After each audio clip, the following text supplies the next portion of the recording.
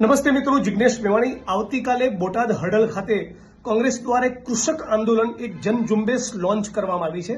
આપ તમામ લોકોને મોટી સંખ્યામાં ઉપસ્થિત રહેવા માટે વિનંતી કરું છું। આપણે જોયું છે ગુજરાતમાં છેલ્લે જે પ્રકારનો વિકાસ થયો છે 20-25 વર્ષમાં, એમાં ખેડૂત, ગામડા અને ખેતીનું ખુરદો બોલાવી દેવામાં આવ્યો છે। કોંગ્રેસ પાર્ટીની નીતિ છે કે ઇન્ડસ્ટ્રીયલ ડેવલપમેન્ટ, ઔદ્યોગિક વિકાસ પણ થવો જોઈએ અને ખેતીના ક્ષેત્રમાં પણ ઉન્નતિ થવી જોઈએ, તો ઉદ્યોગપતિ અને ખેડૂત વર્ગ બંનેનું વચ્ચે એક બેલેન્સ જળવાય।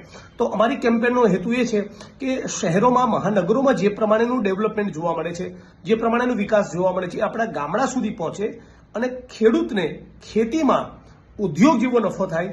અનેક નવા પ્રકારની કૃષિ નીતિ ગુજરાતમાં બને, નવી આર્થિક નીતિ બને, એ મુદ્દે કૃષક આંદોલન ગુજરાતમાં લોન્ચ કર્યું છે।